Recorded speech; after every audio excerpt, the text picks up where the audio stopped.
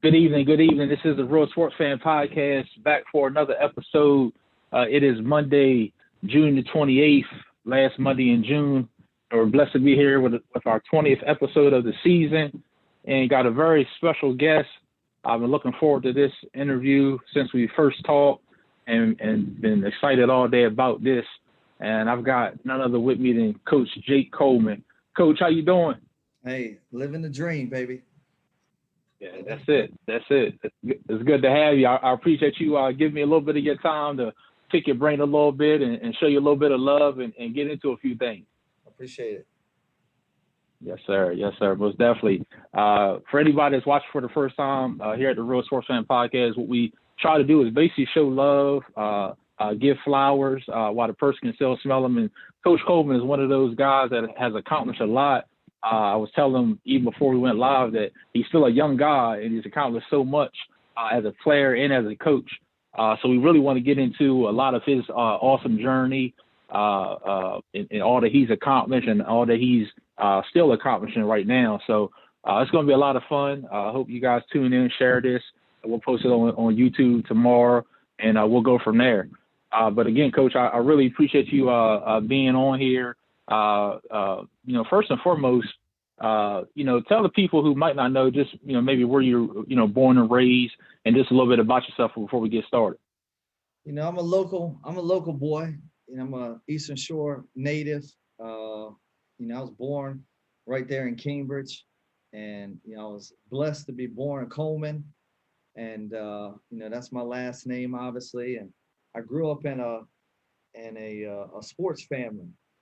And I grew up with a very diverse childhood, and was blessed to go to Cambridge South Dorchester, where I played baseball and football under legendary coach Doug Fleetwood and Phil Johnson. And, I'm a distant relative of Grayson Hurley. And of course, my grandfather used to coach at Cambridge. He was a baseball coach, Leonard Coleman. Of course, he passed away when I was about 12 years old, but he had a big impact on me. And then I had an opportunity to go play at baseball and football at Salisbury University. And then I coached a little bit at Salisbury, coached football. And then I was lucky enough and blessed enough to be Cambridge South Dorchester's head football coach for 15 years, which was the honor of a lifetime for me as a player who wore the gold helmet and bleeds the Vegas. Mm-hmm. And I have I got an opportunity to bring me and my wife and to come down here to Worcester County, and which was a big opportunity for us financially, but also I kind of felt like I needed to spread my wings a little bit, and I started to have these internal thoughts that was a lot of my success due to the fact that I had, I had done things where I had grown up and I had it easy. So I kind of wanted to test myself a little bit and get outside my comfort zone. And, it doesn't hurt to make a lot more money too. And so right. I'm now the head football coach down here at Stephen Decatur. And, I'm excited to be here. And, it's kind of a similar situation as it was in Cambridge when I took over. You had a legendary figure in Cambridge and Doug Fleetwood, who, he is and was and will always be Cambridge football. And I come down here to Stephen Decatur, it's the same thing. Stephen Decatur is, was, and will be Bobby Knox. And I'm not trying to emulate or be either one of those very, fantastic coaches. I'm trying to be myself and do it a little bit differently and do it the way I know how. So, that's where I am right now. Man, that's awesome. Definitely appreciate you sharing, Coach. And talk a little bit about, because you are, it was a very unique season with COVID and the impact of COVID. And I'm sure at one point you guys didn't know if you were going to have a season. You end up, having the spring season, and you guys go 5-2, high-powered offense, about 40 points a game, great defense. If I'm not mistaken, I think your sophomore was the defense player of the year. You were named coach of the year for the South. Talk a little bit about, the unprecedented season, kind of the highs and lows of your first year coaching at Decatur? Well, our quarterback, he also got offensive player of the year. So Yes, he did. Yep. yeah, we did the clean sweep and everything, which was a little bit bittersweet because in 15 years of coaching at Cambridge, never got a coach of the year. Matter of fact, never had a player that got offensive or defensive player of the year. That's true. I had a kid that led the state in touchdowns and didn't get conference player of the year, but that's a whole other story. So it is a little bit bittersweet. I told my friend Gavin Parker, who's Cambridge's coach, this year, because he got selected as the 1A coach of the year. And we were talking on the phone. He called me up to congratulate me, and we were congratulating each other. And I said, "Hey, man, you did something that I'm jealous of." And he said, "What do you mean?" And I said, "Well, I'm jealous, that I never accomplished being a coach of the year or winning a state championship and as a coach in football at Cambridge. And that's something that I got to live with and whatnot, because I got a lot of Vegas in me, man. I got a lot of pride in me." So, yeah. So anyway, yeah, we were blessed. We came down here and we do run a high-powered offense. I had to steal a little bit from Easton. Easton came in a few years ago. Russell Croto was actually a guy who coached with me at Cambridge, believe it or not, before. Okay. He was with me for just like a little tiny, a quick second, and then he got an opportunity to go over to Easton and become their athletic director and become their offensive coordinator. And him and Matt Griffith did an unbelievable job of really changing the entire culture, in my opinion, at Easton. And then yes, they did.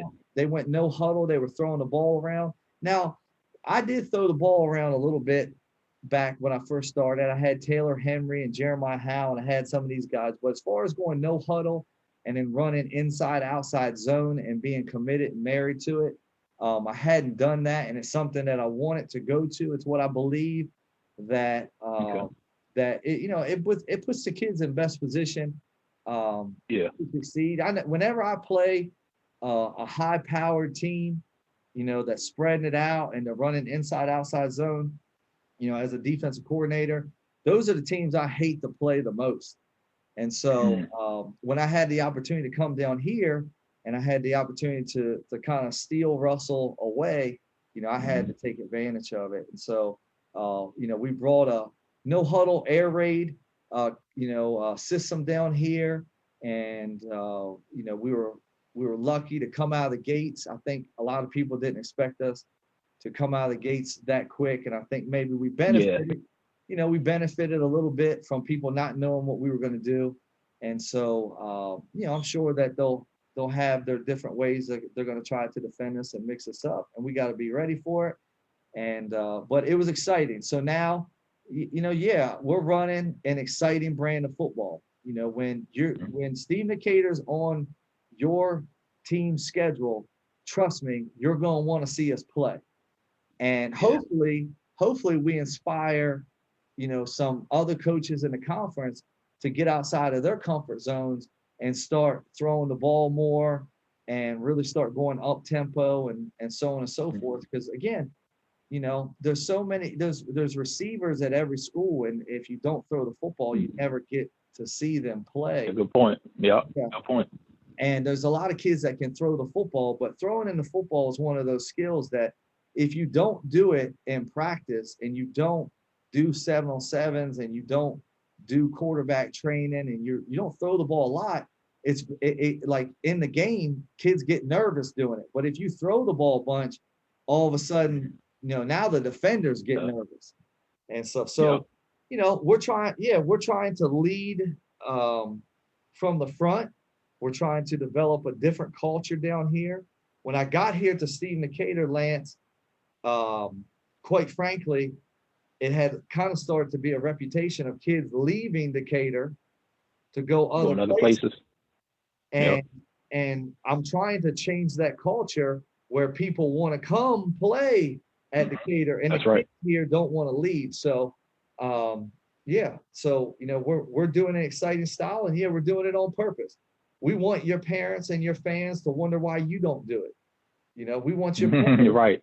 we want your players to be jealous of what we're doing and everything. So, you either change or you don't, see, adapt or die type of thing. And so, we're excited about that. And that's what we're trying to do down here. And we're trying to make Decatur a place that people don't want to leave, and people want to, they say, man, I wish I played for Decatur. They do X, Y, and Z. So that's what we're trying to do. That's right. I like that. I know y'all. I'm mad I didn't get to see y'all against Easton this year. We had a great quarterback in Ron O'Connor. Had to happen. You missed out. And look, we live streamed that game, so you can. Oh, really? Oh, yeah, we live streamed on YouTube, and of course that's one of the benefits coming out of COVID. I always I try to stay positive. Everybody's live streaming stuff, but I'm telling you, man, you can ask anybody. That was a game. I don't know of any other time where two Bayside teams played each other and were going no huddle, throwing the ball like we did back and forth. It was a great game for about 3 quarters. And quite frankly, that's the best Easton team that I've ever seen. I'm not trying to offend anybody from Easton. That's one of the best Easton teams. You seen them all. You seen them all. I mean, from playing and coaching, so you would know. Yeah. That team was legit in every way. Bunky's son was balling out against us. Yeah. Of course, the O'Connor boys, my son and my quarterback, we all do QB factory with those guys together. Yeah. And, one of their linemen, D lineman, is a Cambridge kid, Carson Brown. And he was balling out, and it was just, man, it was fun. It was fun coaching it. We were playing on turf. We're sitting there, we're gunslinging it like 2 air raids. And I'm like, man, and you start to think about, like Anne Arundel County over across the bridge, they used to be all wing T. The whole conference was wing T at one time, wing T and double wing. And now you go over there and the whole conference is, spread no huddle. And so it's like a dream that I hope that maybe like 15, 20 years from now, more than half the conference is doing some similar things, and people can look back and they can say, hey, Decatur and Easton, this is how it all came to be. And they were that's right. Trendsetters. Yeah, trendsetters. I like that because, like you said, it is adapt or die in a lot of ways. And, a lot of times you do get that run. But like you say, you are starting to see, more teams throwing it. And like you said, they have the athletes, have the quarterbacks, have the receivers to do that. So, I definitely appreciate you, sharing, like you said, your first, technically your first season with Decatur. Howard, before we kind of go back, and talk about your journey a little bit, last thing on Decatur, what are some of the things that you're doing to get ready for the fall? I laughed at one of the things I read, this was during COVID, and I know you had to contact a lot of the parents, make sure the kids are staying in shape and, because there was a lot of unknown at the time of what was going to happen. What are some things that you're trying to do to, I know you can't give us all your tidbits now, but some things you're doing to get ready for the fall, hopefully we can get back to normal for the fall now. I don't think we're doing anything that's a secret, We're trying to establish a year-round culture with the kids. So we want them to be multi-sport athletes, okay? Anybody, like a coach that I'm glad you said that. Kid to do baseball, lacrosse, wrestling, or football, to me, that's a coach that's a very selfish person. Okay, because I really believe in the skills that are developed playing multiple sports. Heck, I know a lot of kids that do year-round sports, and they ain't no better than the kid that does sports. And a lot of times they put so much pressure on themselves. So, we're trying to develop a year-round culture here to answer your question. We're doing the summer lifting, the summer speed and agility. We're doing the 7-on-7 stuff. We're trying to do everything that everybody else is doing. We're trying to do it at a college standard. That's one thing that we're really trying to do down here.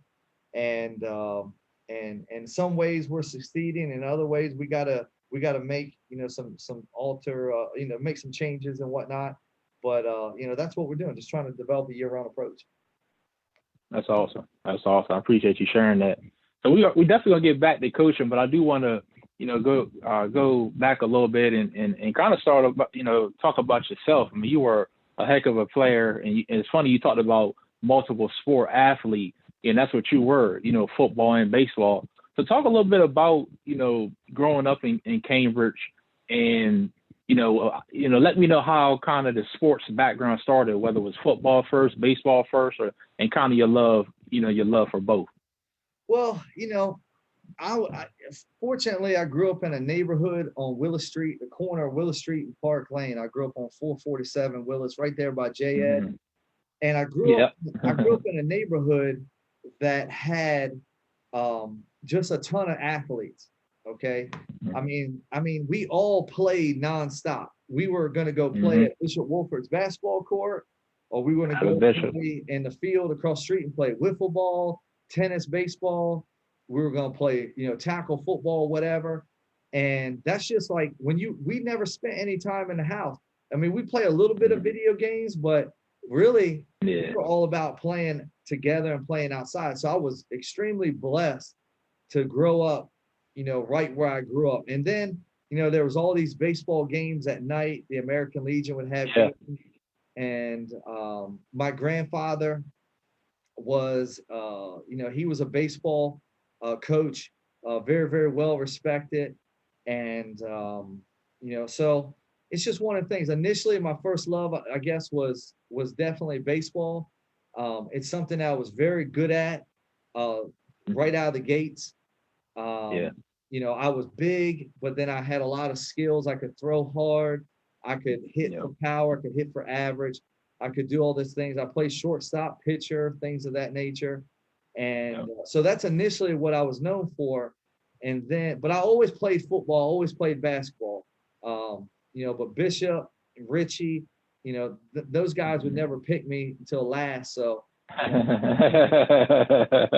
shout out to Rich White.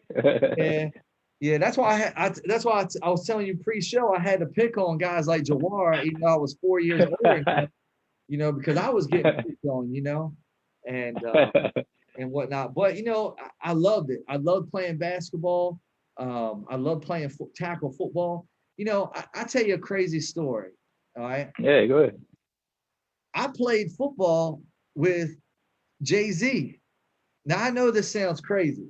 Okay. Nah, it don't sound crazy to me. It sounds crazy to some people though. Go ahead. It's crazy when I say it nowadays, But oh, for sure. There was a time where I'd walk out my front yard on Willis Street, and there was a concert going on in the field across the street, right?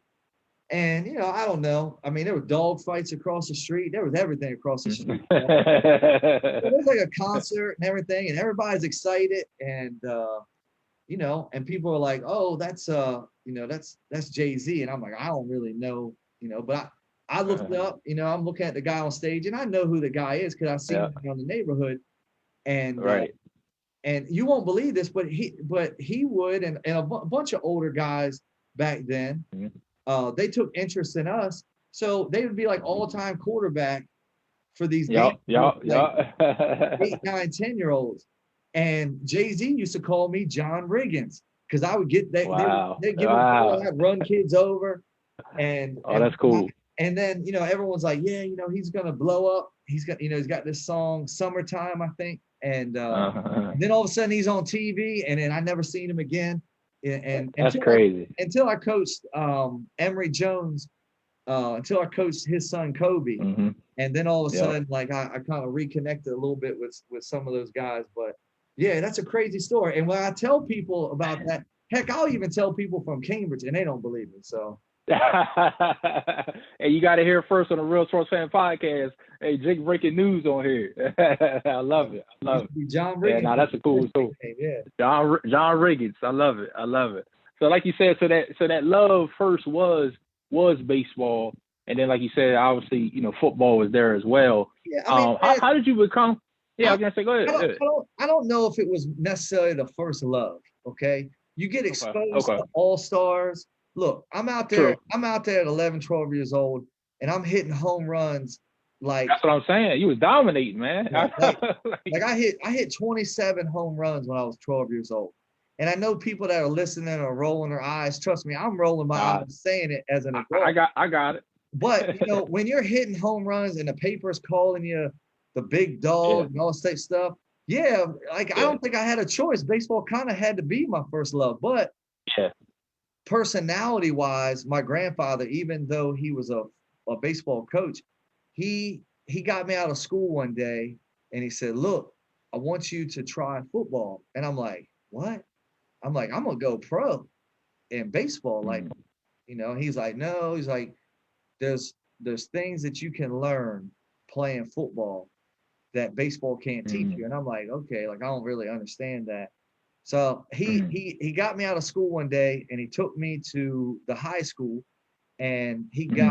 got the kicker, Jensen Shorter, out of class, and he had Jensen show me how to kick the football. And and he was like, "All right, well, I just want you to go out as a kicker and try like seventh and eighth grade football." So I Mm. go out there for 5 minutes and I'm standing there, and no offense, but I'm standing with a bunch of soccer players, and then everybody's down. I'm over here in this corner just like kicking with this kid, and I don't really have anything in common with him. And then the kids on the other end of the field, like they're hitting each other and they're banging each other. That's And what you want. That's what you want. yeah, and I saw the coaches getting excited, and I started thinking to myself, and again, I'm saying this as if like, listen, this was my like 11-year-old thought, okay? But Right. I'm Right. starting to question. I'm like, man, if I don't go over there, like I feel like, like something, maybe something like, is there a toughness that's missing in me? Like these are my thoughts. Again, I'm not trying to project. Mm-hmm. I'm just saying like these are my Mm-hmm. thoughts as an 11-year-old. I'm Real. like, you know what, man, I ain't gonna, I'm not gonna play myself like that. So I said, hey, I was like, hey, coach, can I go down to the other side? And I went down there, and they throw me in against a guy named Elton Banks, and Elton Banks, his Okay. nickname was Bunky, and he was like the biggest, Mm. baddest dude over there. So they throw me in over there, and like with I don't know, like Wayne Jones and Keandre Stanton and guys like that, and they were just wailing at people, and I was like, all right, Mm. so I was just like, I gotta hit them or I'm gonna get like embarrassed, Right. and so I hit them, and we kind of like ran into each other, and and I'm like, okay, and everybody went crazy, and I did it again, did it again, and then I was like, oh my god, and it was this love for football, man, that was like it just sparked, Okay. and if you ask anybody that knows me as a player, like I was a tight end that loved to block. I love to You block did. Yep. somebody That's out what I of read the too. end zone. Mm-hmm. I love to Yep. pancake somebody. I love, Mm-hmm. and I think it's because of how I grew up. I was the only white kid in my neighborhood. Okay. So I got Mm-hmm. called a lot of names. Okay. It wasn't like the easiest thing in the world to be different, right? So when I got out of Mm-hmm. football, like I got to give somebody else that pain that I was feeling, like, you know what I mean? So, and Right. Right. I did it. And I love the physicality. I loved to be a nasty son of a gun on a football field. I would hit you. I would hit you. I'd blindside you. There was a time when I'm playing college football, and you know, I think I was playing punt block, and I noticed the referee wasn't looking. And I spit on the long snapper's hand, because I was like I love that. I was just nasty, you know. Yeah. Yeah. So I don't know. Football, yeah, I was best at baseball, but Lance, something happened, and Mm-hmm. football has always Like been, something clicked. yeah, and football it's a part of my personality, and maybe my grandfather knew that before I even Mm. knew that, and I really think he probably Yeah. did. Yeah.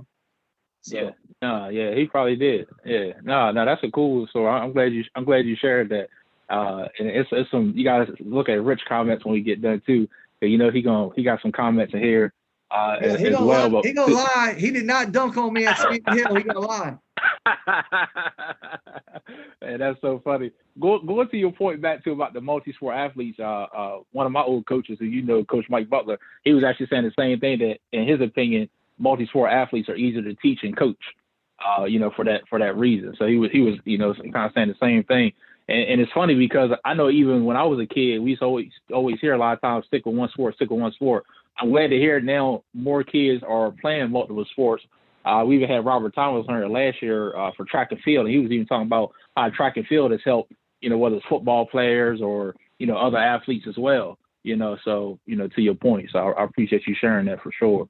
So talk a little bit, though, about, I want to get back on the football, but just staying on baseball for a second because you were so dominant. You were a pitcher, and also you pretty much, from what I can read, played the entire infield. I know they had you listed as a first base, but you did shortstop, second base. Just talk a little bit about, were those, how you had to keep defining those skills, because I had read about the great duel that you had as a pitcher with Kent County. A guy from Kent County in the playoffs. Y'all went at it. Talk a little bit about that. Well, I was a ball player, man. I mean, I could play anywhere. I could probably play center field and everything. I mean, I just, you grow up playing wiffle ball and stuff, and you grow up playing a lot, and I was extremely coordinated. And so I mean, I could play any position. I never felt like there was a position on the baseball field that wasn't easy that you couldn't play. Yeah. Yeah. I mean, anything. Like I thought the whole game was easy. Now football, Okay. I'm not saying I could do that in football. I couldn't play quarterback, and I couldn't, do some of the other, kick and punt and stuff like that at that age. But for a kid growing up, like, if coach said, "Hey, play first base," all right, can I wear that first base glove? Because I thought that thing was cool. It was cool, yeah. I mean, look, man, you got to break. When you're a really good player, the game to a certain degree becomes boring when other players aren't as good as you.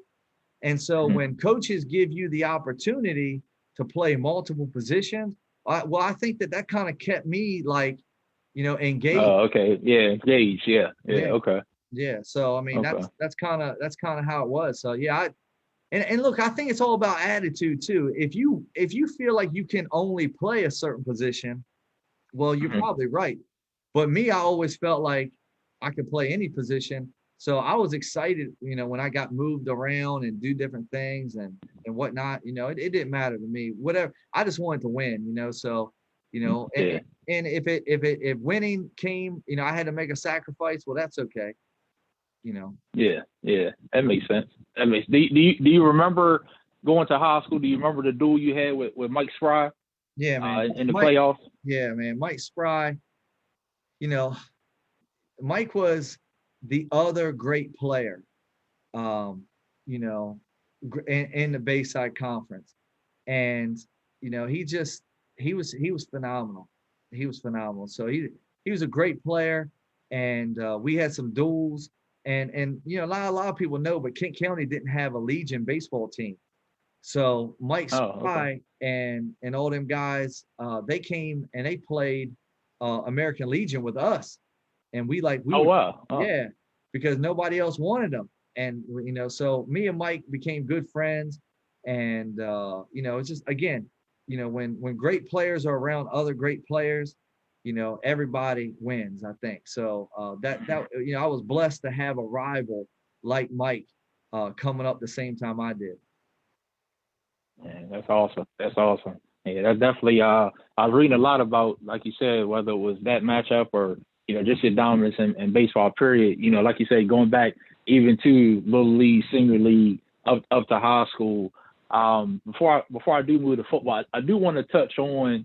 I know you had a tragic loss that you faced, your senior year with Adam Wingate. Yeah. Just talk a little bit, if you may, just about, what he still means to you and kind of the impact that had on you even going forward.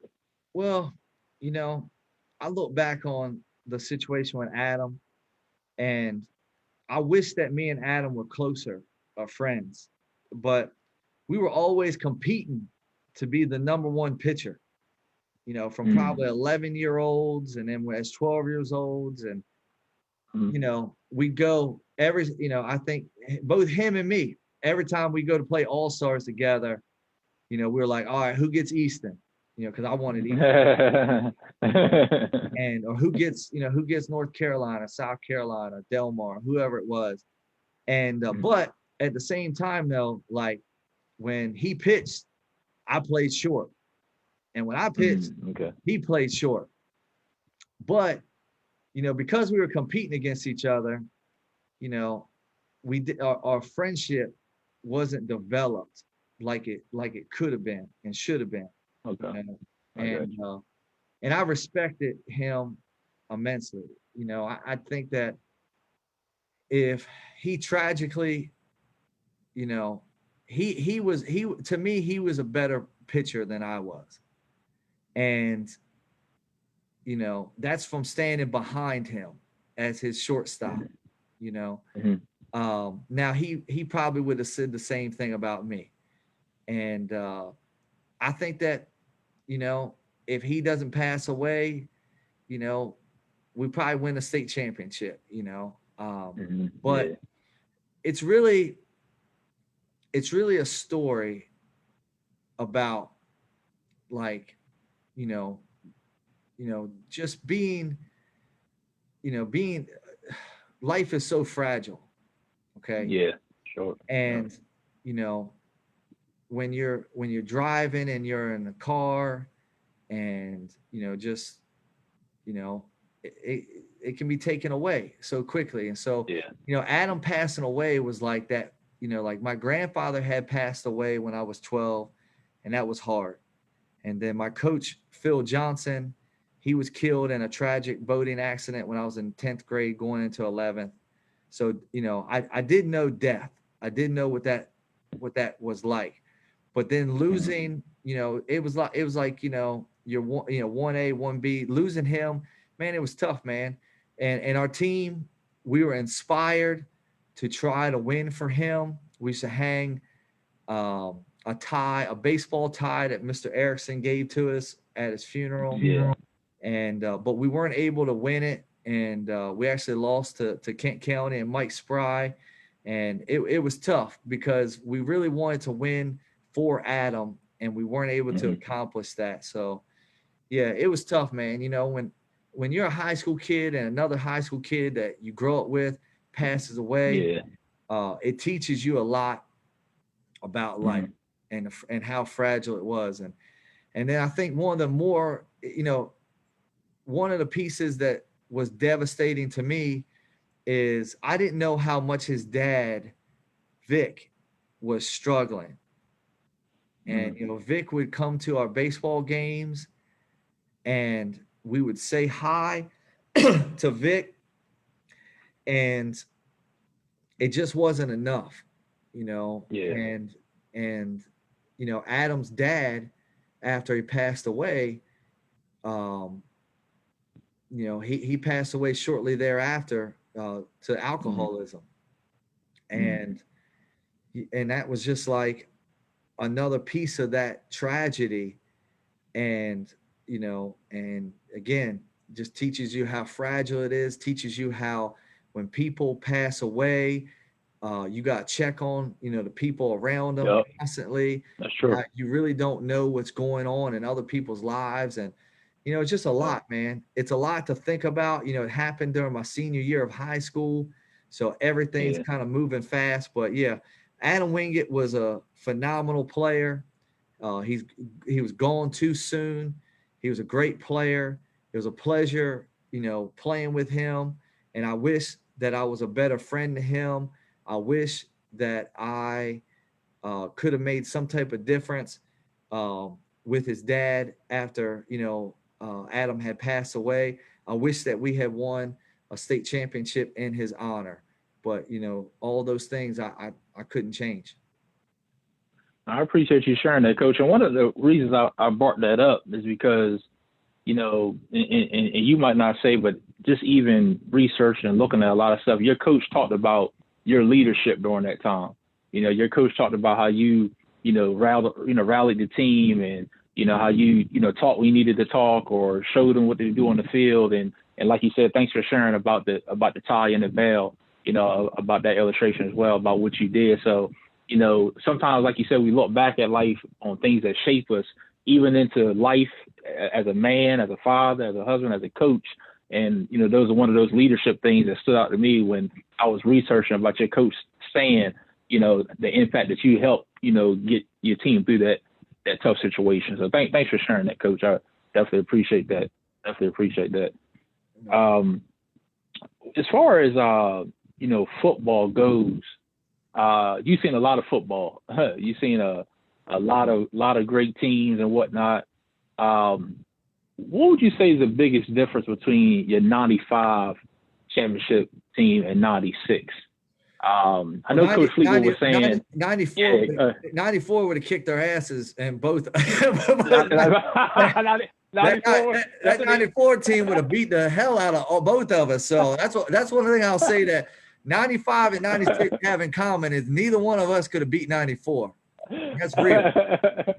Yeah, he said. I know Coach Fleetwood said '94 got away, and '95 was one of those years where he was expecting to go back and get it. I know you had the Handy Campers and guys like that. Yeah. There. And '96 was kind of a surprise. Since you guys had lost a lot of people. Here's the thing.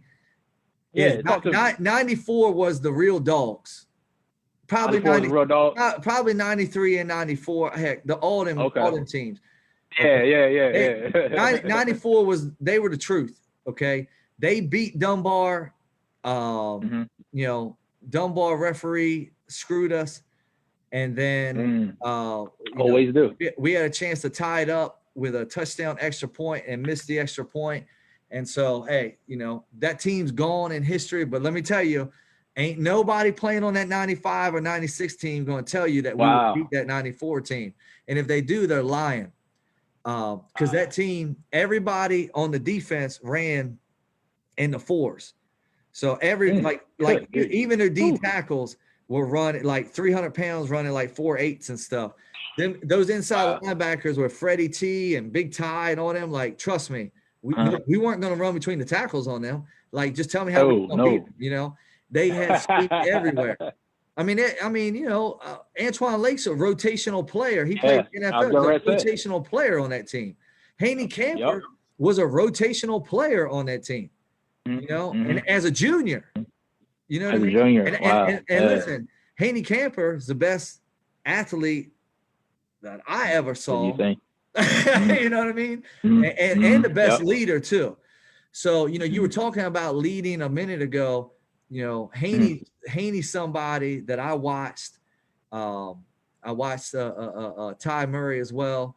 Ryan I think Ty Murray a couple weeks ago. I talked to you. Yep. Yeah, I watched these guys. These guys, showed me how to lead and whatnot, and just how to be that dog and whatnot. So, but that 96 team, we lost 19 out of 22 starters. So we were only bringing back a few guys, but we were the most focused team that I've ever been around. Like every single practice, every single segment of practice, everything was important to that team because we felt like there was now a standard and nothing was overlooked. And we looked up and look, Zaki Camper, the quarterback for that team. Yeah, the quarterback. Yep, talk about it. He did not throw an interception and he did not fumble a ball the entire season. Okay. Yep, sure did. We had a bunch of role players with unbelievable leadership, and then we had an NFL talent that was leading us, and then we had the constant overachiever in Darnell Dennis, who man, he had a game. Yeah. Ooh. Oh, it's the greatest running back game ever in state championship. We had the greatest coaching staff. We had not only did we have Doug Fleetwood, not only did we have Phil Johnson, Dave Bromwell, we had Al Thomas, one of the greatest football coaches in the history of the state, won the most state championships. He was one of our assistant coaches. It was everything top to bottom. Yeah. So 96 was, we were not the best team, but we were like the Patriots. It was like we just did everything the way that we were shown. And and then we looked up and we had an undefeated season. And listen, we had an undefeated season, and we're so humble, we would never claim to be better than the 95 team. And we would never claim and we would never claim greatness over anybody else because that's Uh-huh. because we know we're Yeah. just a lot of guys who just were humble and just were hard workers.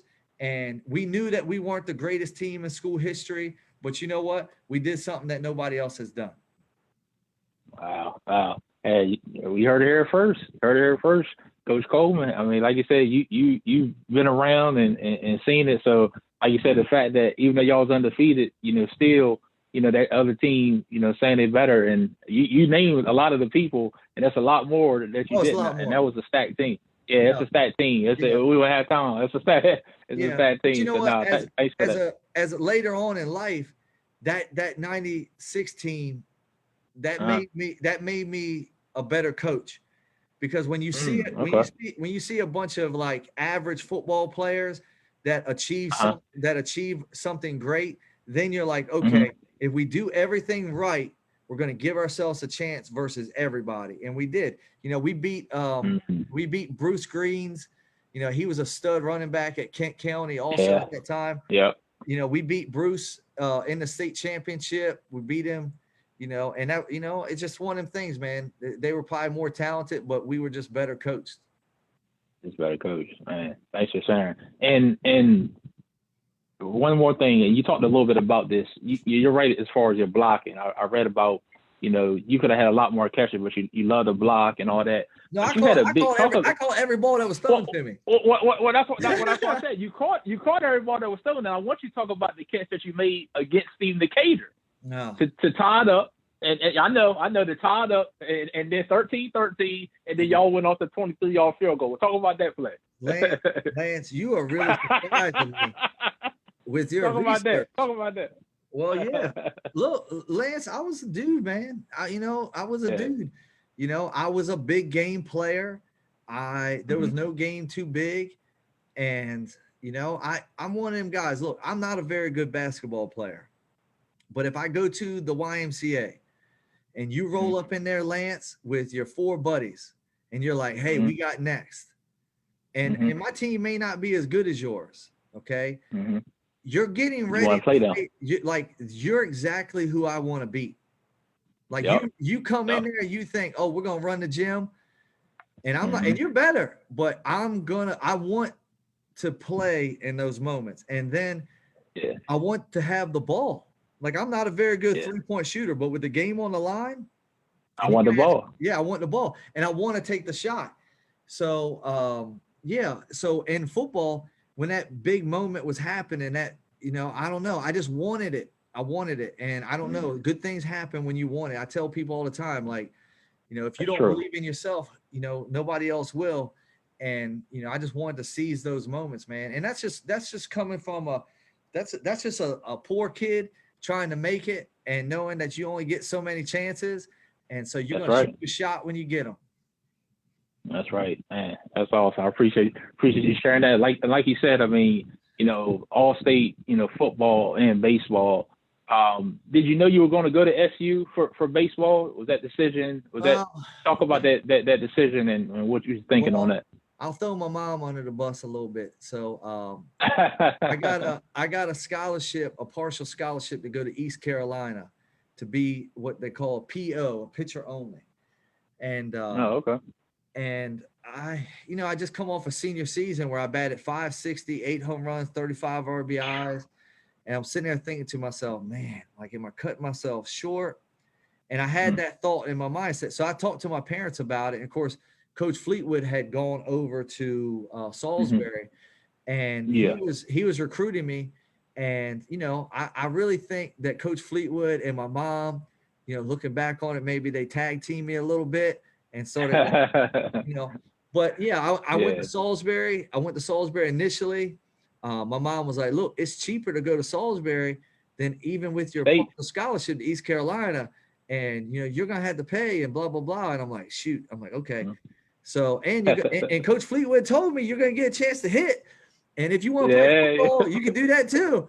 And so, they had definitely sound real good. Yeah. I was like, okay, and so they had been doing a lot of talking. And so I go to Salisbury, and initially I just went there as a baseball player, and I was blessed to play which is a great group of guys, and we changed the culture at Salisbury when we got there, and we made them into a regional and national champion contender, and we went to the first ever World Series, and of course they just won it now with one of my good friends. Yeah.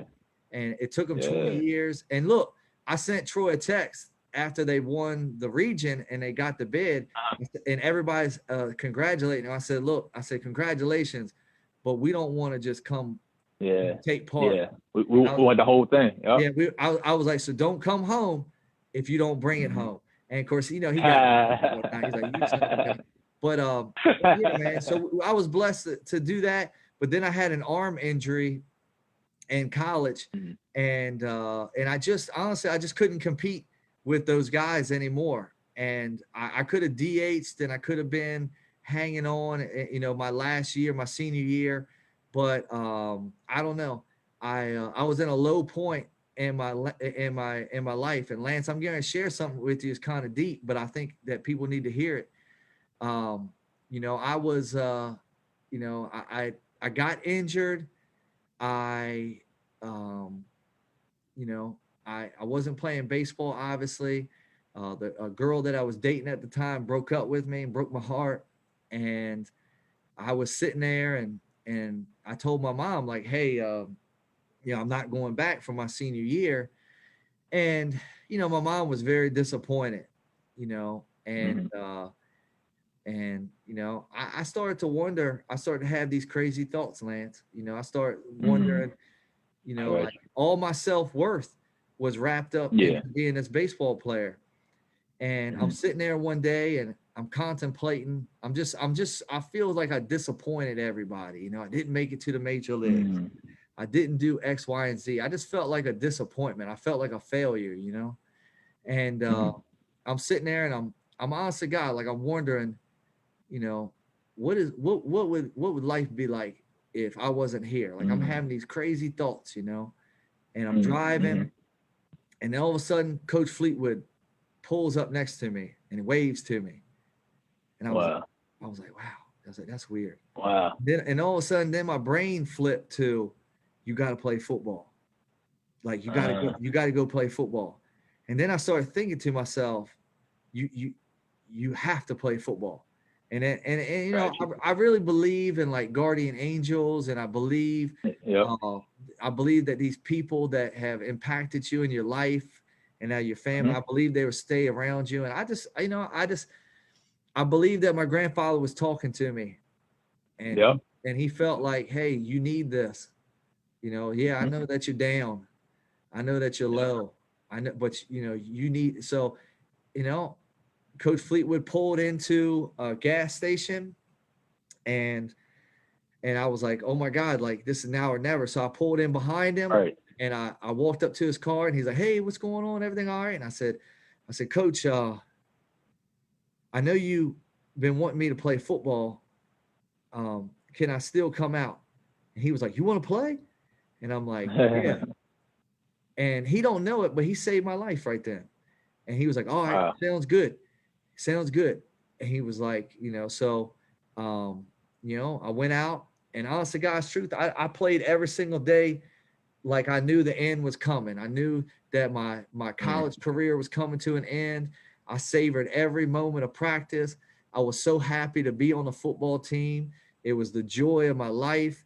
I played with excitement and I played with energy. And again, then all of a sudden we start changing the culture. And I'm not saying it was me. It wasn't me. It was never me. But I was a piece of it. And then all of a sudden they liked me so much that they were like, hey, would you like to stay here and coach with us? And I'm like, what? Yeah. And I'm like, you think I could be a good coach? And they looked at me, they were like, yeah. And but I didn't see myself as a coach.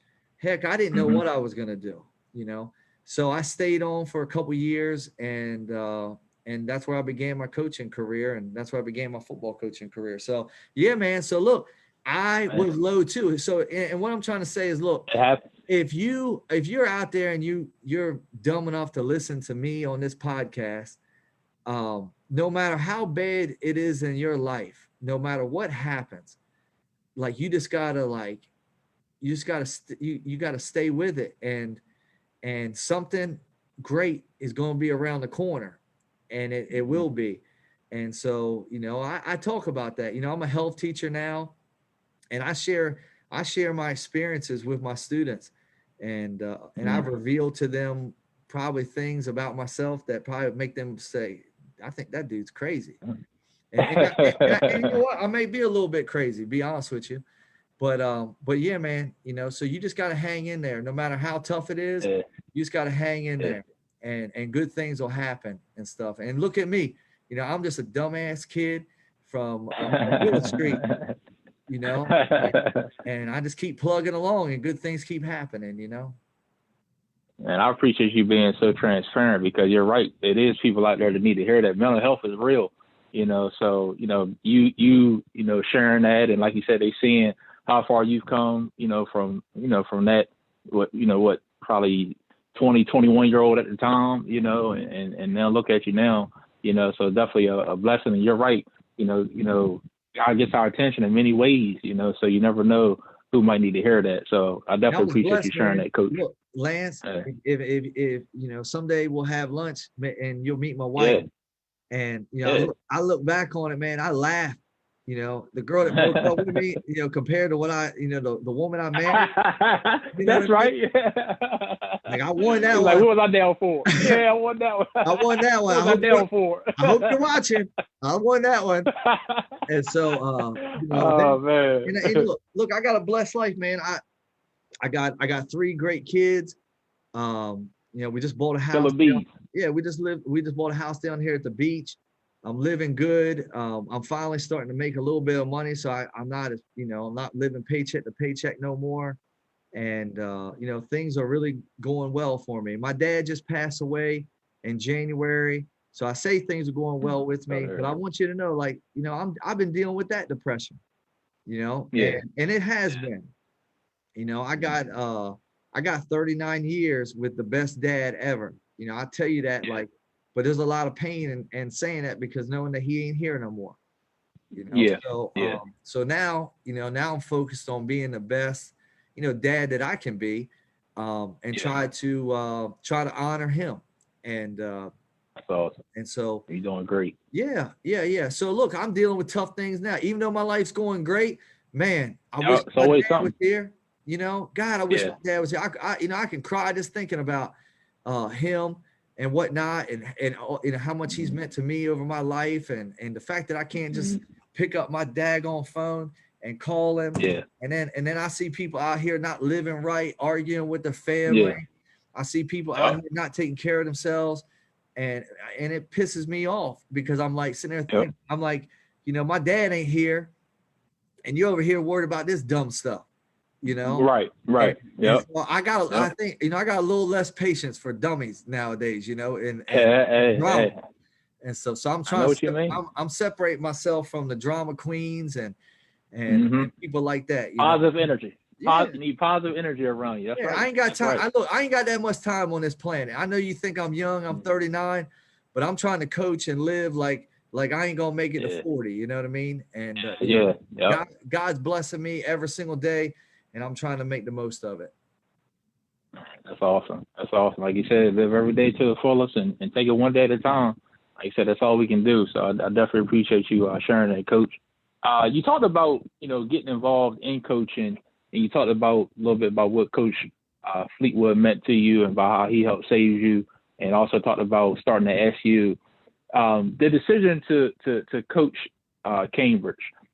Talk a little bit about that. I know initially you had decided not to do it, and about 2 weeks later, you kind of went back and kind of changed your mind. I know you were young at the time, youngest coach, 23 years old, just got married, first son just born, and I know, like you said, now looking back now, I'm sure you're like, wow, but talk about, that decision to, first not decide to coach, and then to decide to go ahead and coach Cambridge.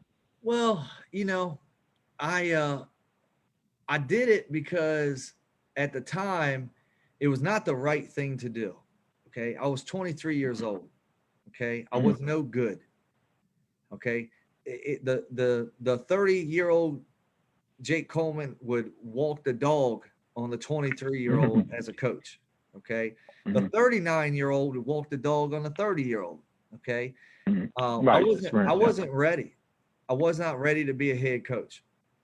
But the one thing that I pride myself on is if you drop me off 30 miles off into that ocean over there, okay, I'm in Ocean City, your boy's coming home, okay? Because I ain't going I'm to gonna get drown.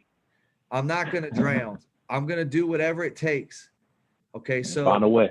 yeah. So at 23, I took that job because number one is I needed a phys ed job, okay? And they're very hard to come by.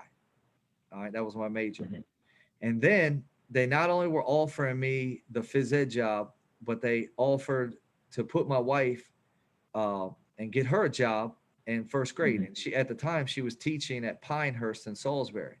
So this was a Okay. way to really bring my family together and start to Mm-hmm. build something. And of course, hey, look, there's a piece of me that thought that I could go out there and my ego thought I could go win, at 23, even though I wasn't ready. There was a piece of my ego that felt like I could be. So, I kind of talked myself out of the job, but then after talking to my wife, you know, I was like, you know what, this is the best decision for the family. And I know it's going to be tough. I know I'm not ready for it, but I'm going to attack it and I'm going to jump in there. And, it was a trial by fire, man. I learned a lot about coaching. I learned a lot about a lot of things. I had a very talented team my first year, but them kids wouldn't listen to me. I mean, and you know Yeah, it's what? tough at first. You know what? They were probably right. They looked at me and they're like, "Man, Mm. how does this guy know anything? He ain't that Yeah. much older. That we don't care, but Yeah. that he won a couple state championships and he did this and that. Like Yeah. he, and Yeah. you know what? It's one of them things, man. My first game I coached was against Ben Tate when he Yeah. was I was actually just gonna on the say, floor. yeah. And then Yeah. Yeah. somehow that year, my first year, we made it to the playoffs because Yeah. in week 8 we played James and Bennett team that was Mm-hmm. 6-1, and I onside kicked to open the game. We went down and scored. I onside kicked again, got it back. We went down and scored. I onside kicked again. We went down and scored. I onside kicked again. They got the ball, and then they fumbled on the first play, and then we went down to we field and scored. So I had a team that wasn't very good, not as good as that Bennett team, but they went into halftime down 28-0. And I was sitting there thinking, oh my God, we're still going to lose because we're not that good. And so we got the ball back in the second half. And, we just tried to run the ball, work the clock. And somehow we looked up and we won 28-7. And Wow. and because we got so many points for beating a team that good, Yeah. we made the Yep. The playoffs points. at 3-7. Okay. Yep. So, and Yep. then they're like, "Hey, you guys made the playoffs." We're like, "Oh, really?" And they're like, "Yeah." Really? And my kids didn't want to play. I mean, honestly, I had to have a meeting and I had to convince them, "Hey, listen, Wow. this is going to be great." They're like, "Coach, who are we playing?" I'm like, "Well, we're going to go play Snow Hill and Ben Tate again." No And hell, we can't take it again. Yep. look, and I was like, "Listen, Yep. I got the perfect game plan and we're going to beat them." Yep. And we're sitting there, and believe it or not, we go up to Snow Hill, and we are winning through three Yeah. I quarters. win it. Okay, Yep. and we go to kick a field goal, and Yep. Hunter Wessels, who was a great kicker, he kicked the ball short. He kicked it about 8 yards deep into the end zone, and they had a Yeah. kid catch the ball and run it back for a touchdown to go ahead. And then it was like the wind kind of came out of our sails. Well, here's the important thing is I did not know this because I was just coaching college, but you are not allowed to return kicks out of the end zone. So this guy Oh returned wow. so the referees missed the call. They let him Wow. take the ball out of the end zone on the missed field That's goal crazy. for the go-ahead touchdown. And we could have still, I mean, so it could have been like the greatest upset in the history Right. of the Bayside, but it just wasn't to be. But that gave me a lot of motivation going into the next season because I was like, okay, but we weren't that. And then the next season we went 1-9, and Yeah. my mother-in-law, she looked at me, she said, um, are you sure you want to do this? And I'm like, what? I'm like, yeah. And she's like, well, I don't think you're very good at it. And I'm like, Got love, mom, man. like I like shut my mouth and I'm like, okay, you know. But you know what? I'm glad she said that. And I tell her all the time, the moment she told me that I wasn't any good at coaching was the exact moment where I decided that come hell or high water, I was going to get good at coaching. Because I was not gonna, I did not want my mother-in-law to think that her daughter, number one is her daughter was marrying down. Okay. Her daughter was not marrying up. Okay. I did not want her to think that I was a loser. So, so yeah, I put my heart and soul into it, and then we got Cambridge turned around, and we went for we went for a great run. We didn't lose a game till 118 for 13 years. My last 13 years. I know. And I do want to get to that second half of that, because you're right. You guys went on the streak. I mean, from 1 a.m. You just ran through. I mean, it wasn't even close. But you did have a brief, I guess we can call it kind of an intermission in there, where you kind of, stepped down and then came back. What would you say the difference was between kind of your first, I guess you could call it tenure with Cambridge in your second half, because it was a difference, I mean, even though it wasn't long the first one. Lance, I agreed not to tell the truth about this, but I don't work in Dorchester County anymore, so I guess I can. Okay. Real Sports Fan Podcast, we got it.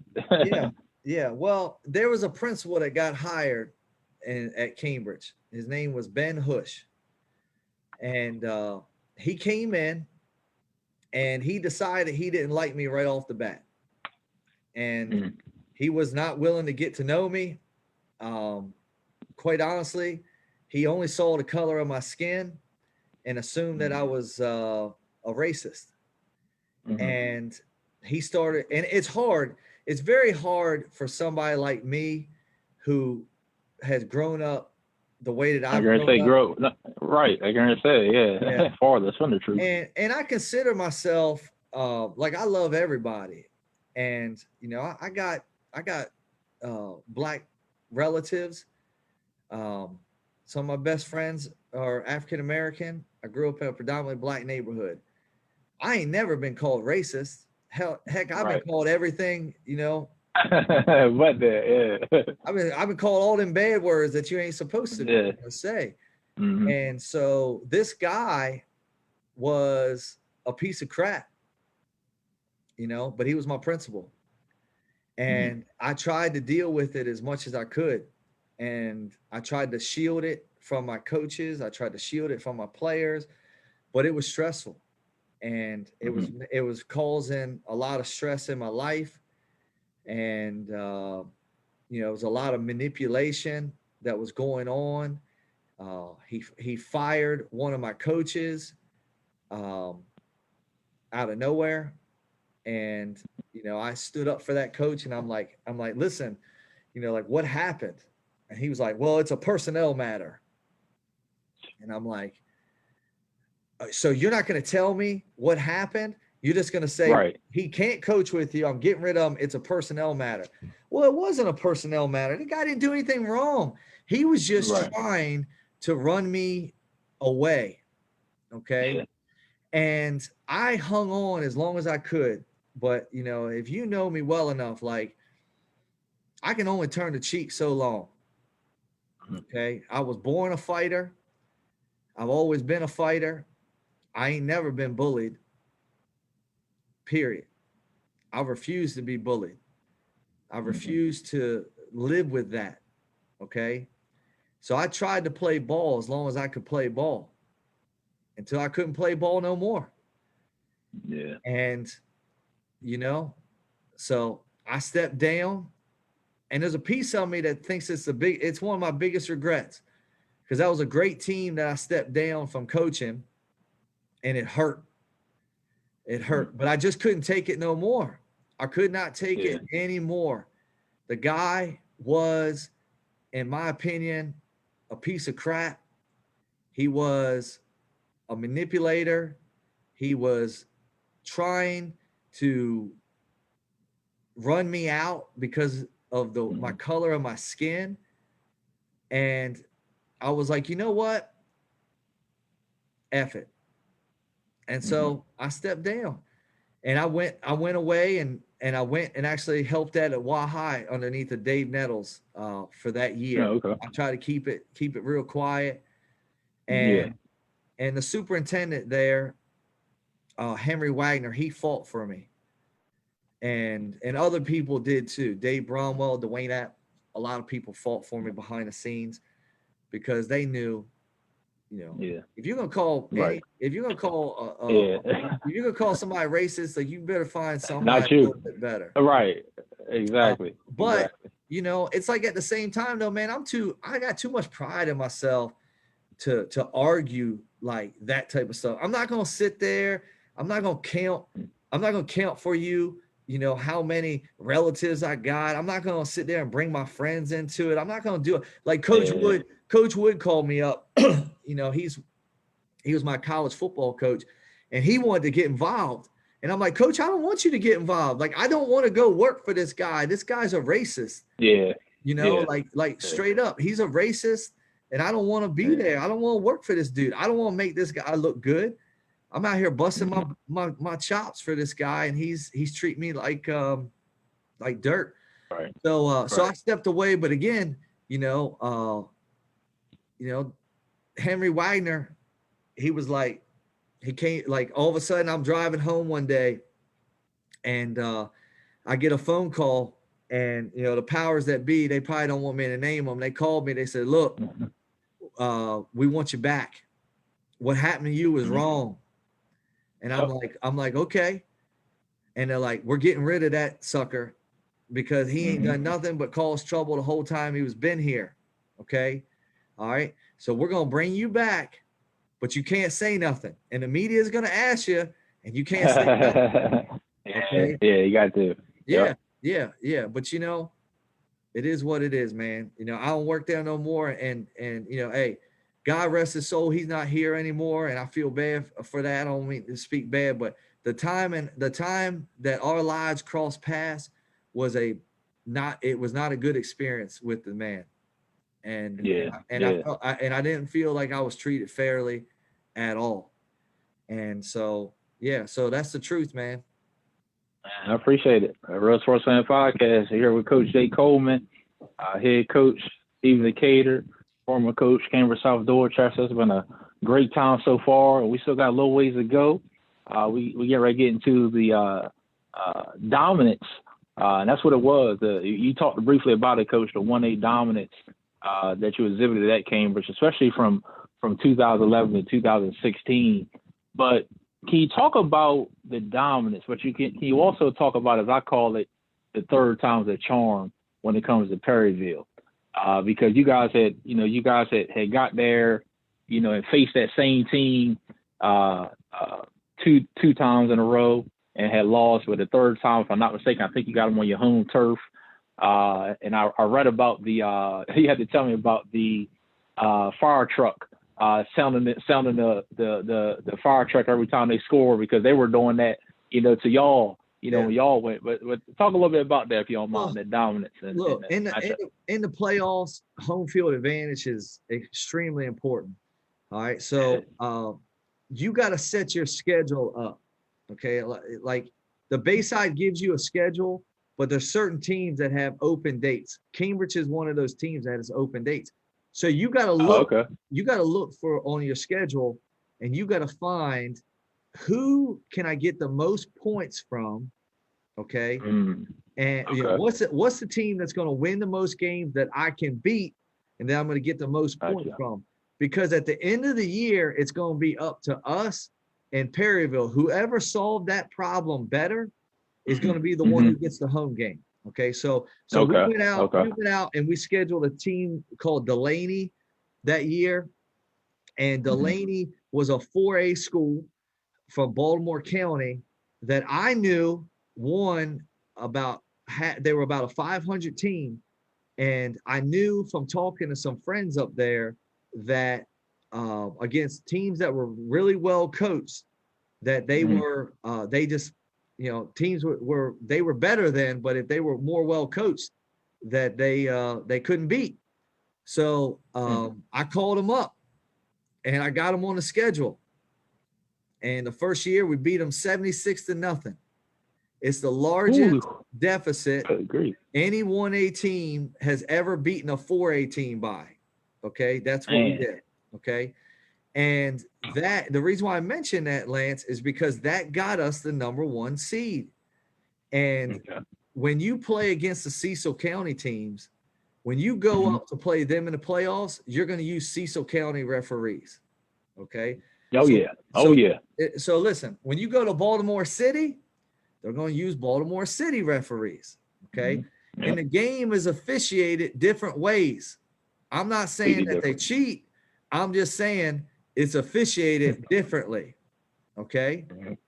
And things that are let go on here, maybe now they may not go there, and so on and so forth. So whoever got home field advantage between us and Perryville or us and Bow Manor, that team had the leg up, okay, because that team had to travel, and then we got the home cooking basically. So when we went up there the first 2 years, we went into a tough environment, and in that tough environment, they had a fire truck in our ends, next to our crowd, and every time that they would score, that fire truck was going crazy and whatnot. And I love that. Like, look, I'm from Cambridge, so we used to have a cannon, and then Queen Anne's, they tried to steal our cannon from it, but that's our cannon, our tradition. They're just trying to be like us, which is cute. And then we had police sirens, and we've done all that type of stuff.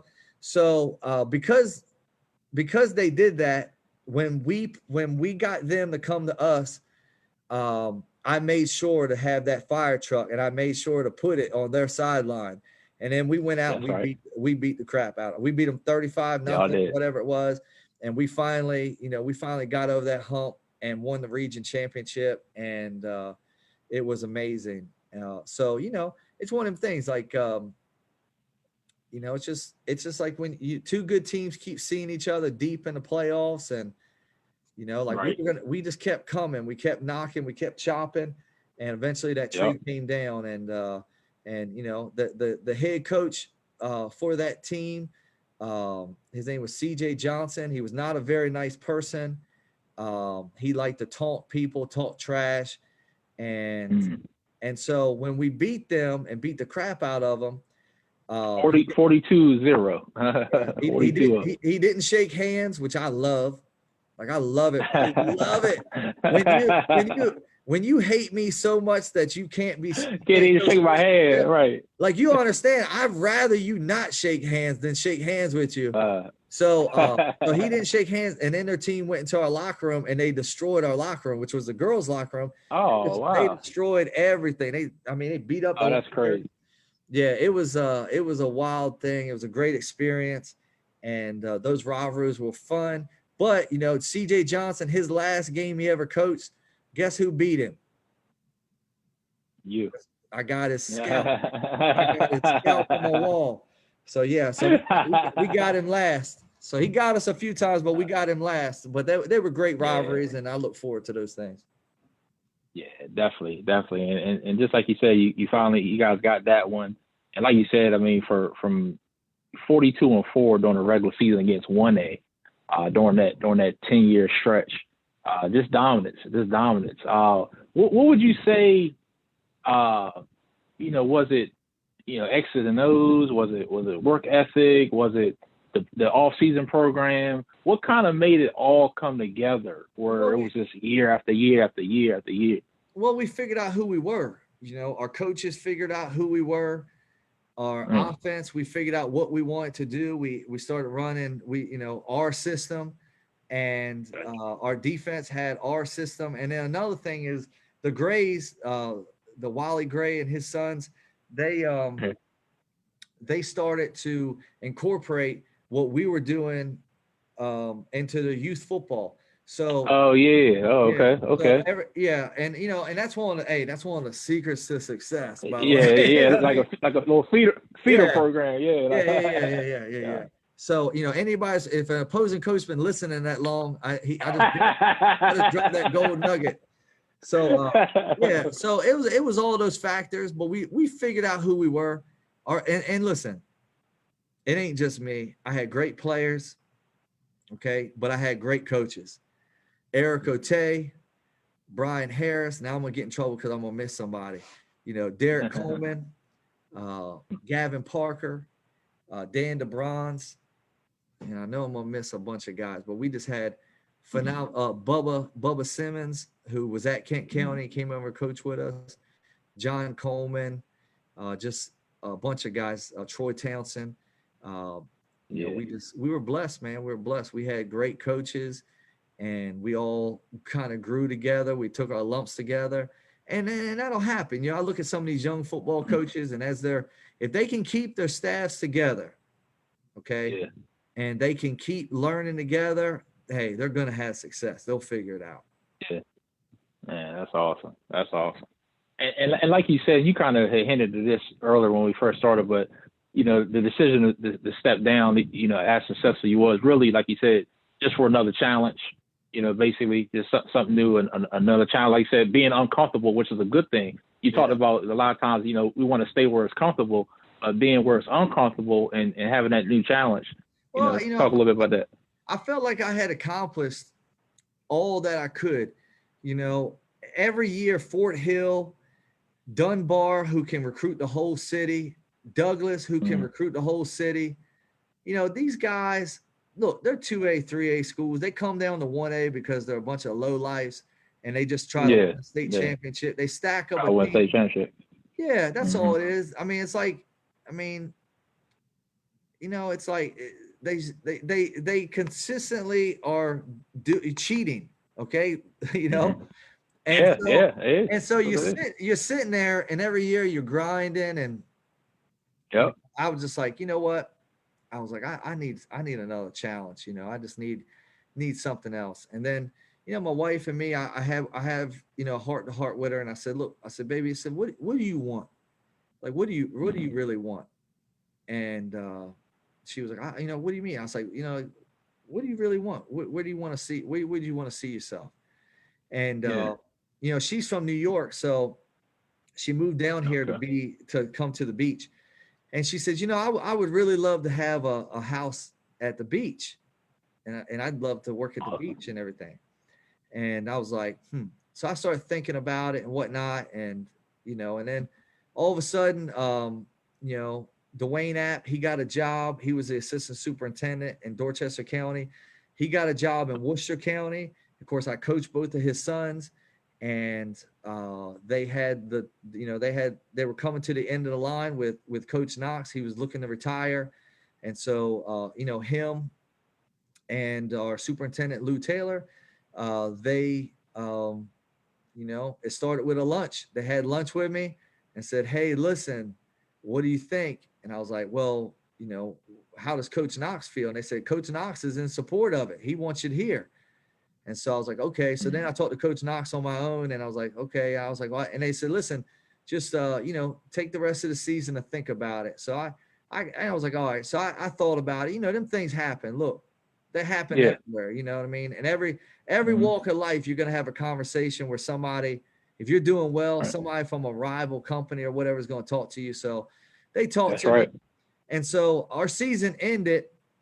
And I was sitting there having coffee with my wife in the morning. I said, hey, I wonder if Dwayne will call or reach out in the next couple of weeks. I hadn't. She was like, I don't know. What do you think? I said, I don't know. And I'm not kidding you, Lance. The phone rang. That's how it happened. God, telling you. That's how it happens. Yeah. He said, hey, I want to meet. And I said, all right. And so we talked. And, I was like, listen, I need my wife to get a job. I need a commitment to winning. I don't want to come down there and be a figurehead. I need to make sure this is the right fit. I met with the principal, Mr. Tom Seitz, and I was like, wow, like this dude is definitely a guy I want to work for. He's very supportive. And I felt like, okay, I can come down here. Now I had a lot of people tell me, they said, look, you don't want to go down to Decatur. Decatur is soft. They're this, to this, to this. Of course they're going to say that. Yeah. But when we played Decatur, in the 90s, they weren't soft, and they've had a lot of really talented players. So I kind of was like, you know what? Yeah. I'm kind of glad that they're all saying that, because if I go down here and I turn this around, That's right. That's you know, right. it's not like I'm going somewhere that's already a finished product and I'm just kind of trying to be Right. the gatekeeper. So Right. I saw that challenge and I was like, hey, I kind of done this before, because Cambridge had kind of fallen off for a little bit, and then Oh yeah. I helped build Oh it yeah. back up. And so, Yep. you know, I was like, hey, I can do this. I got experience. And of course, I'm now, you know, I'm in my late 30s, so I'm now ready to coach. This is the age a lot of times when a coach becomes a head coach is in his late 30s. That's true. So Exactly. Yep. yeah, so like I was like, okay, I know what to do. And you know, I'm gonna build a great staff. I'm gonna build a year-round culture, and I'm gonna do a couple other things. I won't tell everybody how to, you know, how to cook and everything. But so yeah, so that's how it all went down, man. And I'm very blessed, you know. And then after I kind of agreed to come down here, they were like, "Well, you're not gonna take the job?" And I'm like, no. I'm like, if you guys weren't, if this wasn't the right fit, I wasn't. And they're like, "Do you know how much of a difference the pay is?" And I'm like, yeah, but you know, money doesn't matter. And I'm like, and they're like, oh, okay. So then I got home and I'm like, baby, I'm like, what's the difference in pay in Worcester County and Dorchester? So she was like, I don't know. And I was like, well, they said that there's a big difference. And I tried to act like I knew. And she started laughing. So we looked it up, and it was $26,000. Big difference. Oh wow, yeah. A piece. Yeah. So that's $52,000. That's like, hey, that's like having a second wife. You know, so then we were sitting there, and Mel was like, "You didn't know?" And I'm like, "I didn't know." And so after I signed the contract, then I laughed and I told Mr. Taylor and I told Mr. App, and I was like, "Hey, I kind of wasn't honest with you right off the bat." And they were like, "What do you mean?" And I was like, well, I never did look at the salary. I said, I'm glad I didn't, because I probably would have left. I would have left my wife for that money. Oh man, that's funny. That's funny. Yeah. That's awesome though. But you know what? Awesome, it's like blessed, man. Look, I told you before, you know, I've gone through bankruptcy twice. I lived paycheck to paycheck. My father was a waterman. My mother worked at Napa Auto Parts. She was a secretary and worked in finance and things of that nature. And you know, hey, you know, I've come a long way. And even graduating college, man, it's nothing worse than graduating college, getting a job, and still living paycheck to paycheck, and not be able to pay your college off and all this type of stuff, and not be able to get certain loans. And man, that stuff is frustrating. And then you're out there, you're busting your tail, you're trying to do the best you can. So Worcester County has given me the opportunity to feel a sense of accomplishment when you know, I look at my bank account now and I got money in there, and there's more money coming in and going out. Now all of a sudden, now I'm starting to, my mindset's changing, you know. And that's right. you know, and Lance, look, I tried to talk myself out of this job, but I sat down. The only person I cared about, to be honest with you, was my dad. So I sat down and I said, Dad, you know, this is the deal. And, you know, I got this opportunity. And he was like, well, do you think the schools are going to be good for your boys? And I was like, yeah, Dad. I mean, it's like the number one school system in the state. And he was like, okay. He's like, and you're going to make more money. And I said, yeah, I'm going to make a lot more money, Dad. Like a lot. And he was like, how much? And I said, well, 52,000 more. And I said, and I'll go from lowest paid coach in the conference to highest paid. He looked at me. He says, so what's the decision? And I said, what's the problem? Yeah. I said, Dad, I just don't know, you know, like I love it. You know, he said, listen, boy, he said, your greatest strength is also your greatest weakness. And I was like, here he goes again with some Phil Jackson. He said, no, it's your loyalty. He said, you're so loyal that you'll turn down what's best. You'll turn down what's best for your family, for people that would never do that for you. And I'm like, Dad. And he's like, no, no. He's like, you be a goddamn fool not to take that job. Mm-hmm. And I'm like, you think so? He's like, you better take that job. He was like, that's going to be a great school system for your boys. He was like, you're going to make more money. He was like, you're going to have something. He's like, listen, you think I ever got an opportunity to make $26,000 more a year, let alone 52,000? And he was like, you need to do this. And I'm like, you sure? He's like, yeah. So, you know, that was, and after he said that, I was locked in. I was like, okay, you know, Oh yeah. yeah, if I Got got his blessing. yeah, if I got his blessing, I'm good. I'm good. So that was really the difference. And then he said, let me tell you something else. And of course, you know, the Colemans and, you know, around Cambridge and everything, like we, you know, we're a well-known family. We're established, you know, we're cornerstones in the community, you know. He said, I'm gonna tell you this right now. He said, you let somebody say something about you leaving. And I was like, damn. He was like, I'll punch him in the damn face. He was like, ain't nobody gonna say nothing about you. He was like, anybody in this town that got an opportunity to make $52,000 more. Oh yeah, you're gonna take it. You're gonna take it. He said they're taking it. Come on now. And I'm like, Dad, I'm like, please don't get into a fight. You know, but my dad's serious. Yeah, so you know, I'm in like Ocean City. I'm like, man, I hope my dad don't punch somebody in the face at Carmela's or something. Yeah, that's great. Like you said, it fell right line. Even when you was talking about, you know, you talking about in the phone call you get right there. I mean, when it's timing like that, I mean, that's God's timing. So, and then getting the blessing from your dad, you know, that's a blessing. Look, Lance, I'm blessed, man. I don't know. I don't know what it is, but my whole life has been blessed by all these people. There's so many more people that have given me advice and been there for me in the right time and at the right time. Listen, I'm no better than anybody else. I'm no better coach than anybody else. I'm no better person than anybody else. I'm no better athlete than most. Well, I was a little bit better than most, but I'm not really great. But that being said, my whole life has just been about treating people right. Okay. That's right. That's key. That's key right there. How you treat people. That's what Grandpa was telling me. Yep. Treating people the way that you would want to be treated. Okay. My dad, one time we were at 3:00 in the morning. Okay. And he was a waterman, and we stopped at this coffee shop, and this old man walked up to him and said, "Hey, sir, can I trouble you for a cup of coffee?" And my dad said, "Have you ever had the scrapple sandwich here?" And the old timer, he was like, "No, sir, no, sir." And my dad was like, "Let me buy you breakfast." So Dad bought the man a scrapple sandwich, and he bought him a coffee.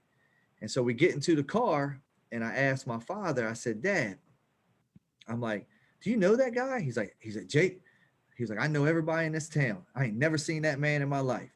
And I'm like, "Well, why'd you do that?" He was like, "Let me tell you something." He's religious, Lance. He said, Jesus is going to come to you in the form of somebody down on their luck. That's right. And at that moment, that's when the decision will be made on whether you go to heaven or you go to hell. He said, so you remember that.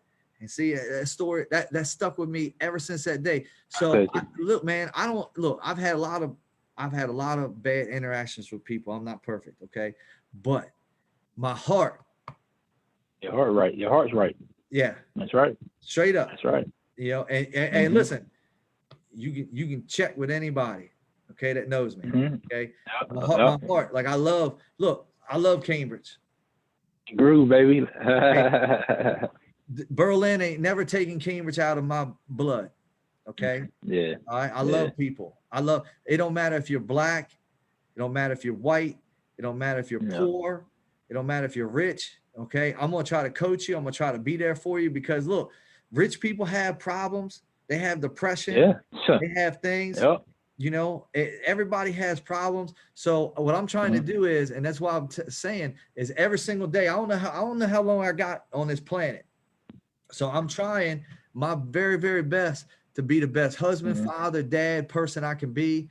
You know, and that's what I think. That's what it's all about. So all these lucky things that happen to me in my life, and I feel like it's all luck. Trust me. Okay, I got red hair. They say people with red hair are lucky. All these things, man, I think happen by treating people the right way or treating them as best you can. I haven't treated everybody perfectly, but I try to treat everybody the best I can. Yes, you can. That's life lesson right there. I tell you, Coach, this has been great. I tell you, you done shared a lot of gems. You've been very transparent, and I know even the listeners, they definitely appreciate it. I've got one final question for you. I gotta ask you about your son, being able to coach your son. I hear he's the next one up. I hear he's the truth. So I got to get a schedule and make sure I check y'all out in the fall. But talk about coaching your oldest son and just talk a little bit about what he brings to the table as a player, but then also again as you're his dad. So even looking at it from a father's perspective. It's tough. I don't like to talk about him. I mean, let me say this. Everything that he's ever achieved, he's done it on his own. And that's important to me. All right. Because that's how I grew up. Okay. I've been lucky, but I know in my heart that I earned it. You know what I mean? So it's hard for me to talk about him, but he's different. I'm very, very blessed with all three of my boys. But Bryson he's different, and people recognize that he's different, and I love him. But whether he doesn't accomplish what others think he should, because when you put an expectation on something, that's when you set yourself up for a letdown, right? Yeah, and I know he has goals, okay, but let them be his goals, not my goals, and not other people's goals. Because if my son does not make it to wherever everyone thinks he should, you know what? I'm glad he's mine and not yours, because I love that boy and I love all of them. So I want to just give him the space to be. And he got some talent, okay? And but there's people that have talked to him. We had the University of Florida call a couple weeks ago. We've had Wake Forest and Maryland reach out, and he's a freshman going to be a sophomore. And that type of stuff is all like, it's like, it's a little scary for me, But, he might not, man. He might not make it as far as that, he might not make it very far at all. But regardless, he's going to make it. He's a very, very smart kid. He's very determined. He's a very hard worker. You don't have to tell him to work out. He's probably working out right now. You know what I mean? You don't have to tell him to eat right. He just does it. You don't have to tell him about grades because he's locked in. So it's weird because I've coached for a long time where I got to constantly tell people, like, hey, this is what you do. Well, you know what, Lance? He's been listening the whole time. So he's got that. He's been watching you. Yeah, he's got that advantage. You know what I mean? And he's seen the good ones that didn't make it, and he's seen the average ones that did make it, and he's seen all that and everything. And of course, he's got a little bit of he's got some Cambridge grit in him. He's tough. You talk smack to him. Hey, he's like Reggie Miller. He's like Trey Young. I love Trey Young. Hey, the more you talk to him, the better he gets, because he gets that from his daddy. Okay. That's it. You talk to me. Okay. Hey, thank you. Okay. And he's like that too. So it's fun watching him. It's weird coaching him. I try to take a step back. I let my assistant coaches make all the decisions with him. When we came here, he was a very highly touted quarterback. And we came here and we got a really good quarterback in Ashton Snellsire. And the first question that I was asked is, what you going to do? You going to put Bryson there? And I said, no, he's got to beat this kid out. You know what I mean? And they're like, what?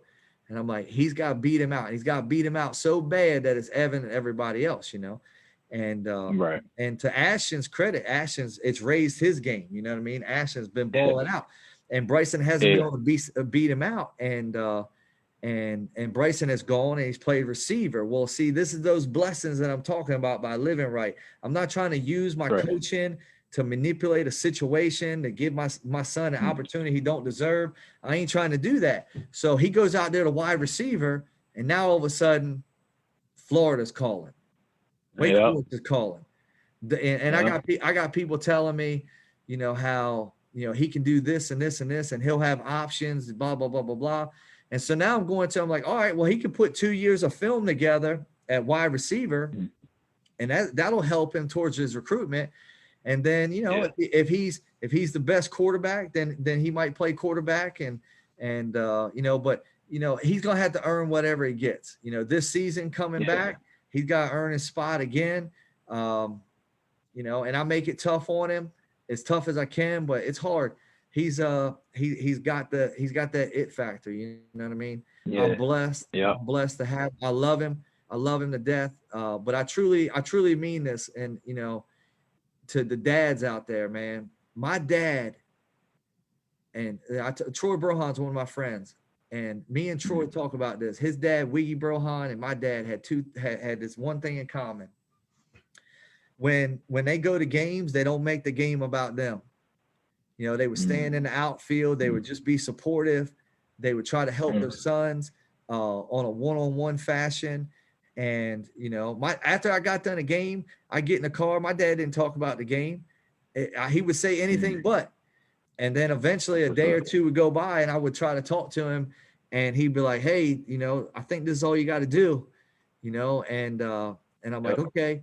But he gave me that space to succeed. Yep. And then the success, because of the space he gave me, the success was only mine. And I knew it was only mine. But then the failure, he gave me space to fail, because he knew, and that's what's key. The failure is important.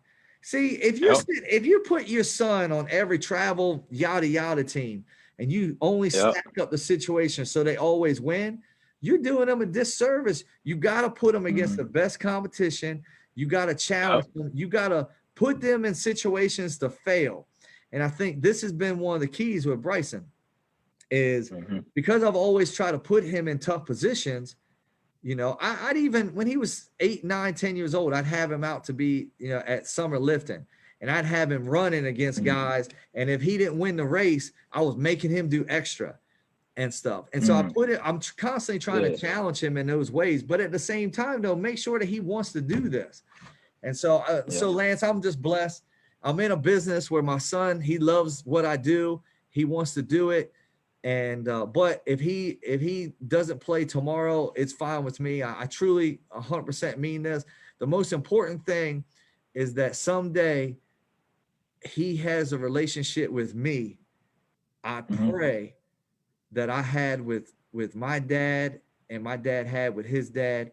And that is what I'm most worried about. I don't want to create a situation where he's like, what, F that guy, I can't stand him, and so he's had some success. It's all his, and it's nice as a parent to see it. I really wish I wasn't coaching.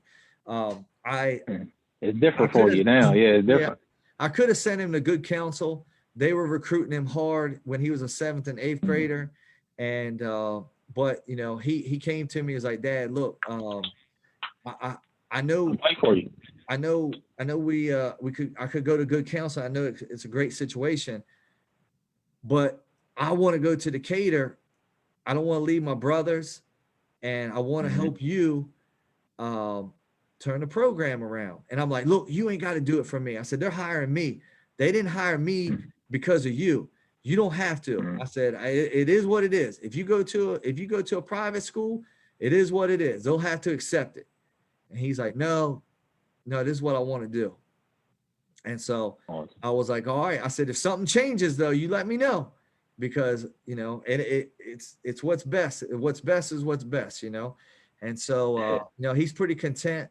He loves it here. And so it's been special. So it's been a good situation. And I tell you, this podcast has been special, Coach. I tell you, I got to thank you. I mean, you done dropped a lot of gems.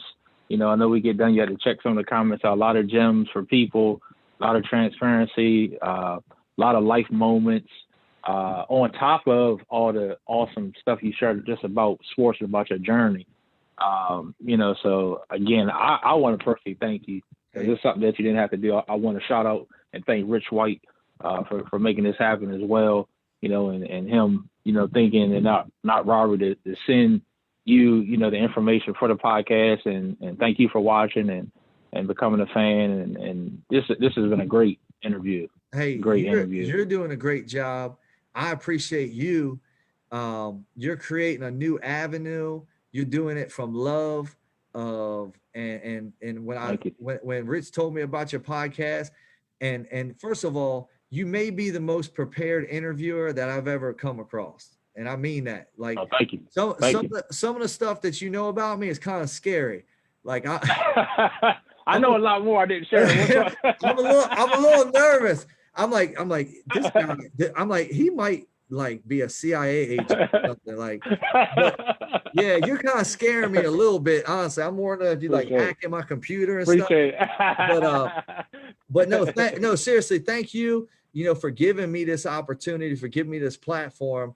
You don't know how much it means to me, because I knew when I came on here that I was going to talk about mental health. I knew when I came on here that I was going to talk about, certain things.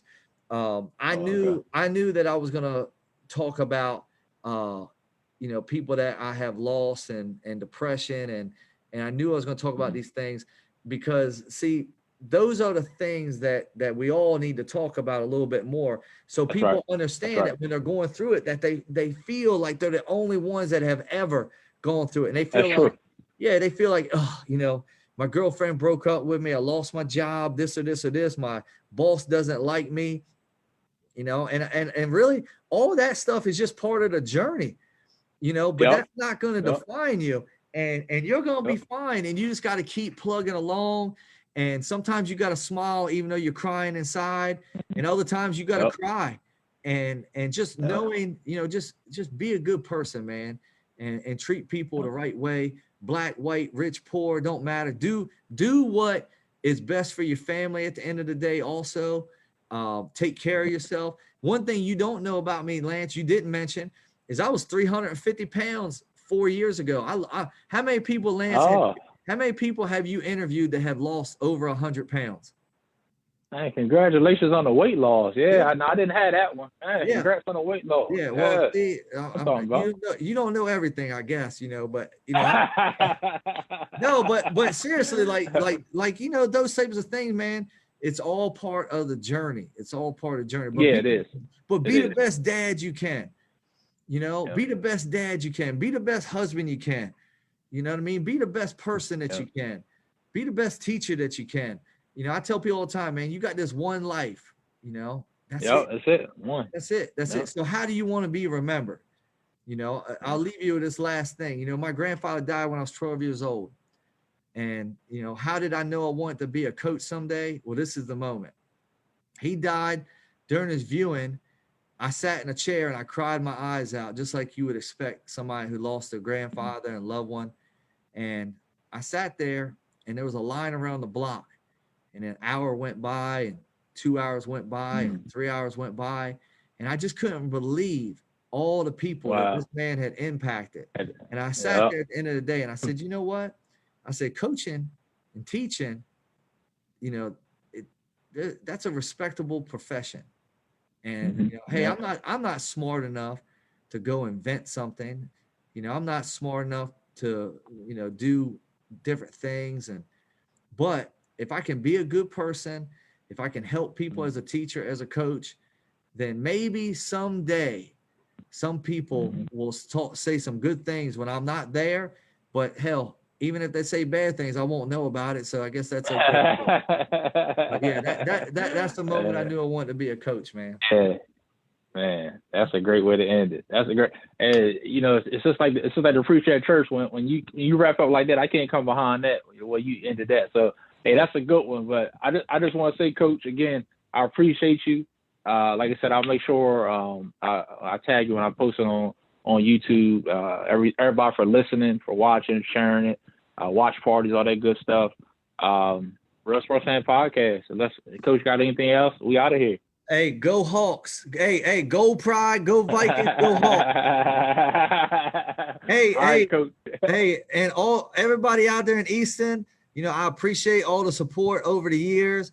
And Yep. you know, even though I have called you pumpkin heads in the past, I would like that rivalry, baby. I would like to apologize officially to absolutely no one. So have a great day. We out of here on that one. Real Sports Fan Podcast. Thanks, Coach. Peace.